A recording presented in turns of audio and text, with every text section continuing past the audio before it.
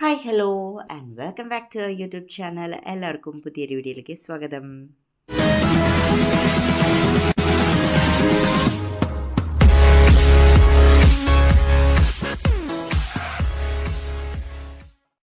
ഈ video shoot ചെയ്യുന്നത് November 17 5:40 AM ആണ്. ഇത്ര രാവിലെ കുളിച്ചൊരുങ്ങി സുന്ദരക്കുട്ടപ്പനായിട്ട് എൻ്റെ ദത്തപ്പൻ ഇരിക്കുന്നത് ഇന്ന് അവൻ്റെ ലൈഫിലെ ഏറ്റവും ഇമ്പോർട്ടൻ്റ് ആയിട്ടുള്ളൊരു ദിവസമായതുകൊണ്ടാണ് നമ്മൾ ഋത്തുവിനെ എഴുത്തിനിരുത്താൻ വേണ്ടി കൊണ്ടുപോവാണ്.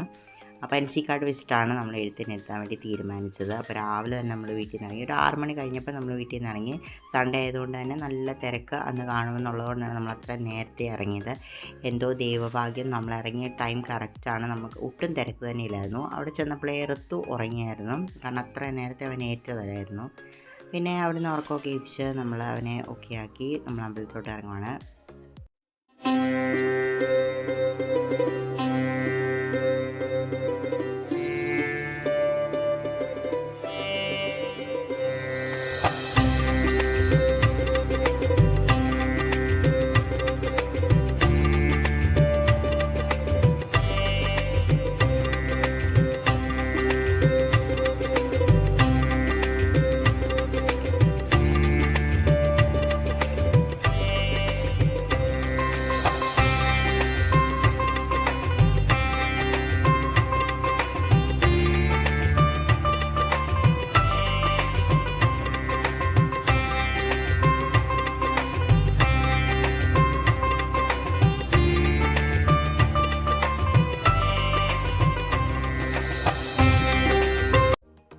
എഴുതിക്കാൻ പോകുന്നതിന് മുമ്പ് തന്നെ ഋത്തുവിന് നല്ല ക്ലാസ്സൊക്കെ എടുത്തിട്ടാണ് പോയത്. കരയൊന്നും ചെയ്യില്ലെന്ന് പറഞ്ഞാൽ. അതുപോലെ തന്നെ ആൾ കേട്ട് വലിയ അലമ്പൊന്നും ഉണ്ടാക്കിയില്ല.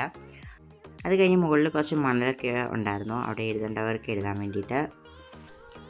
അവിടെ ഞാൻ ഋത്തുവിനെ കൊണ്ട് എഴുതിച്ചു. അത് കഴിഞ്ഞിട്ട് നമ്മളെല്ലാവരും അവിടെ എഴുതുകയും ചെയ്തിട്ട് തൊഴുതിട്ട് നമ്മൾ പുറത്തിറങ്ങിയപ്പോഴത്തേക്കിന് അതുകൊണ്ട് കടകളെല്ലാം കണ്ടപ്പോഴത്തേക്കിന് അവൻ അത് വേണം ഇത് വേണം എന്നൊക്കെ ഓൾറെഡി പറഞ്ഞിട്ടുണ്ടായിരുന്നു. ആദ്യമേ നമ്മൾ സ്ലേറ്റും ബുക്കും പെൻസിലും മേടിച്ചു. അത് കഴിഞ്ഞ് ഋതുവിന് ഇഷ്ടമുള്ള എന്താ മേടിക്കുന്നതെന്ന് ചോദിച്ചപ്പോൾ അവന് ബൈനോക്കുലർ മതി എന്ന് പറഞ്ഞിട്ട് അങ്ങനെ ബൈനോക്കുലറാണ് അവന് മേടിച്ചത്.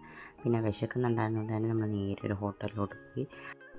അവിടെ ചെന്നപ്പോൾ ഋതുവിന് പൊറോട്ട മതി. അങ്ങനെ അവൻ പൊറോട്ടയൊക്കെ കഴിക്കുകയാണ്. ഞങ്ങൾ കഴിച്ച് കഴിഞ്ഞിട്ടും ഋതു കഴിച്ച് കഴിഞ്ഞില്ലായിരുന്നു. അതുകൊണ്ട് ആ പൊറോട്ടയുടെ ബാക്കി അവൻ കയ്യിലെടുത്തിട്ട് ഹോട്ടലിൽ നിന്ന് ഇറങ്ങി വന്നപ്പോൾ അവന് ഫ്രൂട്ടി വേണമെന്ന് പറഞ്ഞിട്ടാണെങ്കിൽ വാശി. ഫ്രൂട്ടി കഴിച്ച് ഛർദ്ദിക്കും എന്നൊക്കെ ഞാൻ ക്ലാസ് കൊടുത്തു.